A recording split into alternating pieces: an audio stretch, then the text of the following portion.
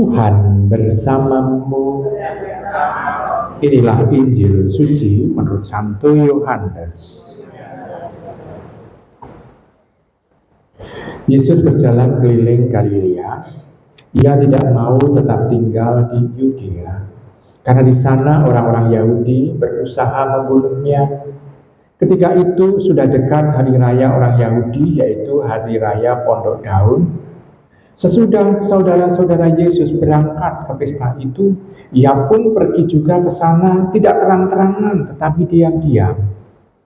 Beberapa orang Yerusalem berkata, "Bukankah dia ini yang mereka mau bunuh?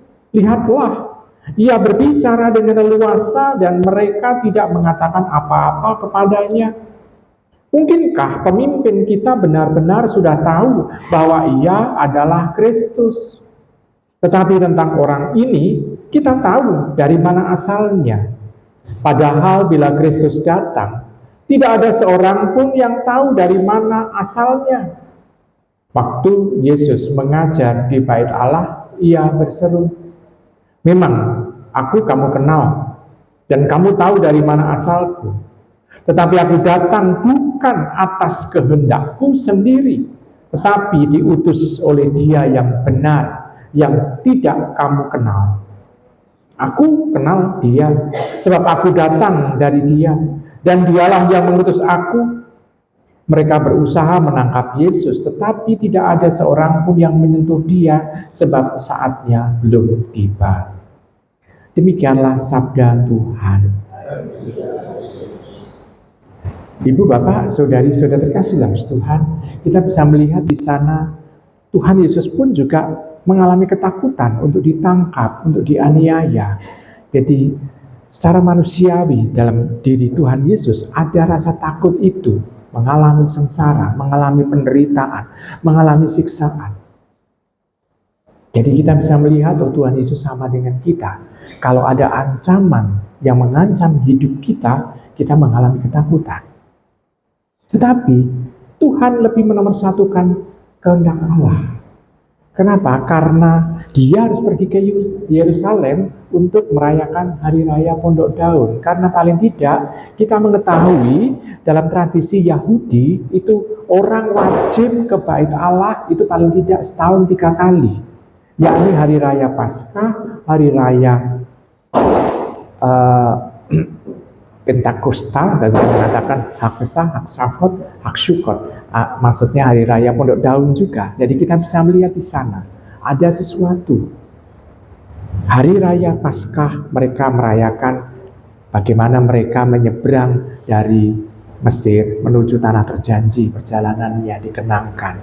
Lalu hari Pentakosta turunnya Taurat. Lalu hari Pondok Daun mereka juga sebetulnya menyiapkan sesuatu hal untuk Tuhan juga, untuk kehadiran mereka di tanah terjanji juga. Nah, di sini kita bisa melihat mereka punya kewajiban itu. Nah, Tuhan Yesus yang sebetulnya merasa enggan untuk pergi ke Yerusalem harus pergi di sana. Dan pada saat dia pergi, dia melihat situasi umat yang ada di sana, jemaah Yahudi yang ada di sana. Dia pun itu juga mewartakan, berfirman. Berarti kita bisa melihat di kala ketakutan itu dia tetap berani untuk menyuarakan kebenaran, menyuarakan suara Tuhan, menyuarakan yang memang seharusnya dia lakukan. Kerjaan dia memang seperti itu. Nah, dari sini kita belajar banyak sebetulnya. Kita seringkali mengalami banyak derita. Kita seringkali mengalami ancaman-ancaman dalam kehidupan ini. Tetapi Tuhan mengajak kita tidak boleh takut. Kita harus berani. Kenapa? Karena kita ditugaskan untuk tidak takut dalam kehidupan ini. Karena kita bersama dengan Allah, kalau saatnya memang belum tiba, Tuhan akan meluputkan dari semua penderitaan, dari semua celaka. Tuhan di sini menegaskan kepada kita, kalau orang mengalami celaka seperti yang dialami oleh Tuhan Yesus, itu memang kehendak Allah, saatnya sudah tiba. Maka setiap kali kita mendoakan orang yang meninggal, itu kita senantiasa mengingat, oh ini saatnya sudah tiba. Tuhan memang memanggil saudara kita yang meninggal, misalnya. Ini kan dalam setiap pemberkatan jenazah selalu ungkapan itu muncul.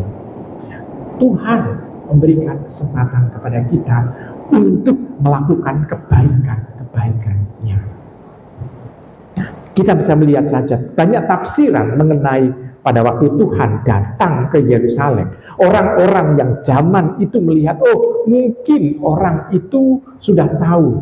Padahal mereka punya pikiran, oh Mesias, Kristus itu kan tidak ada asalnya. Asalnya dari mana?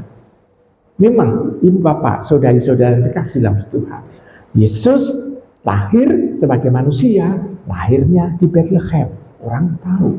Tetapi keilahian dia dari mana? Orang nggak tahu.